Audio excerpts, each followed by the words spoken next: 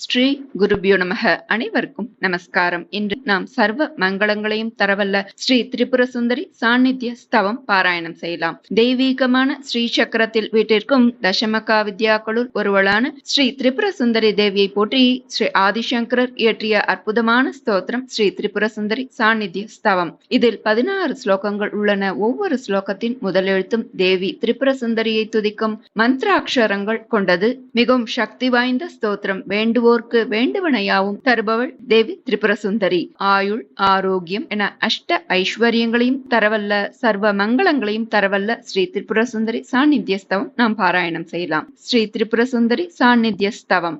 கல்பபாணு சமான பாஸ்வரதாமலோச்சன கோச்சரம் கிம் கிமித்யதி விஸ்மிதே மயி பஷ்யதீஹ சமாகதாம் காலகுந்தல பார நிர்ஜித நீலமேக குலாம் புரஹ சக்ரராஜ நிவாசினீம் திரிபுரேஸ்வரீம் அவலோகயே ஏகதந்த ஷடானன नादिभिरावृतां जगदीश्वरीं येन सां परिपन्थिनीमहमेकभक्तिमदर्चिताम् एकहीनशतेषु जन्मसु सञ्चितात् सुकृतादिमां चक्रराजनिवासिनीं त्रिपुरेश्वरीम् अवलोकये ईदृशीति च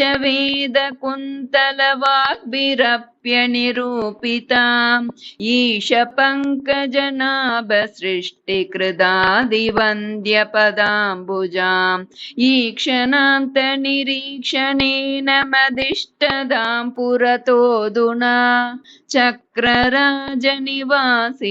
त्रिपुरेश्वरीम् अवलोकये लक्षणोज्ज्वलहारशोभिपयोदरद्वयकैतवात् लीलयैव दयारसस्रवदुज्ज्वलत् कलशान्वितां लाक्षयाङ्कितपादपातिमिलिन्दसन्ततिमग्रतः चक्रराजनिवासिनीं त्रिपुरेश्वरीम् अवलोकये ह्रीमिति प्रतिवासरं जपसुस्थिरोहमुदारया योगिमार्गनिरूढयैक्यसुभावनां गतया धिया वत्सहर्षमवाप्तवत्यहमित्युदारगिरं पुरः चक्रराजनिवासिनीं त्रिपुरेश्वरीम् अवलोकये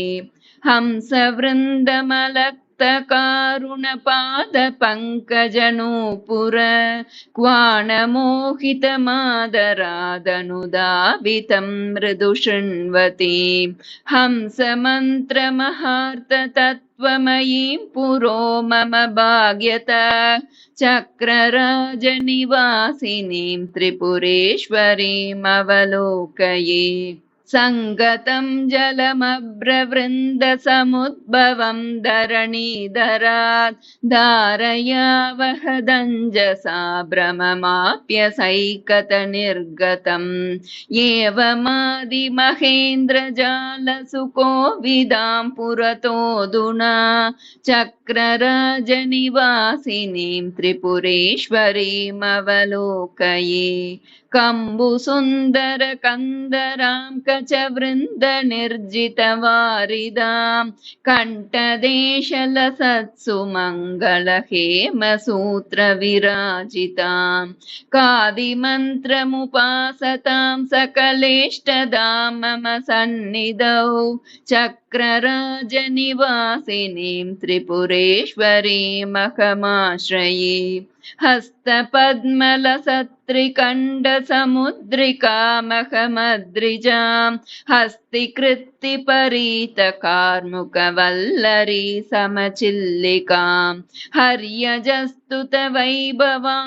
भवकामिनीं मम भाग्यतः चक्रराजनिवासिनीं त्रिपुरेश्वरीम् अहमाश्रये लक्षणोल्लसदङ्गकान्तिजरी निराकृतविद्युतं लास्यलोलसुवर्णकुण्डलमण्डितां जगदम्बिकां लीलया किल सृष्टिपालनकर्षणादिवितन्वतीं चक्रराजनिवासिनीं त्रिपुरेश्वरीमहमाश्रये।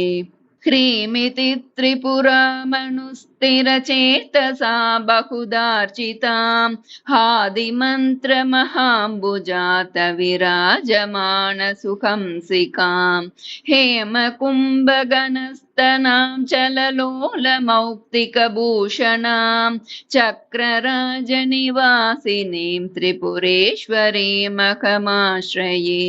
सर्वलोकनमस्कृतां जितशर्वरीरमणाननां शरवदेव मनःप्रियां नवयौवनोन्मदगर्वितां सर्वमङ्गलविग्रहां मम पूर्वजन्मतपोबलात् चक्रराजनिवासिनीं त्रिपुरेश्वरीमहमाश्रये। कन्दमूलपलाशिभिर्बहुयोगिभिश्च गवेषितां कुन्दसुन्दरदन्तपङ्क्तिविराजितामपराजितां कन्दमागमवीरुदां सुरसुन्दरीभिरिहागतां चक्रराजनिवासिनीं त्रिपुरेश्वरीमहमाश्रये।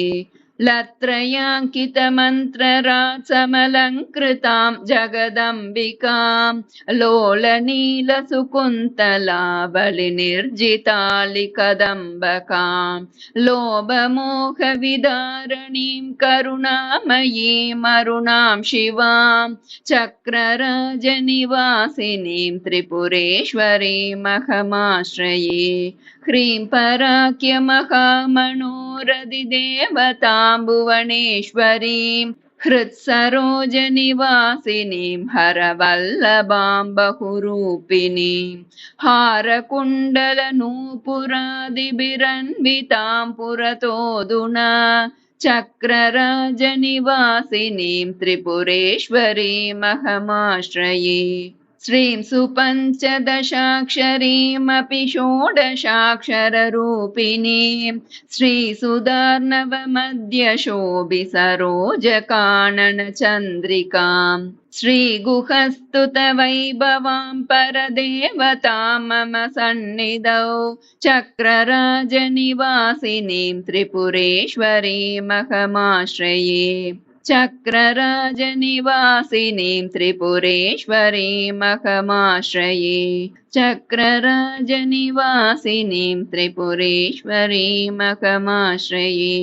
इति श्री त्रिपुरसुन्दरी सान्निध्यस्तव सम्पूर्णा। श्री गुरुभ्यो नमः.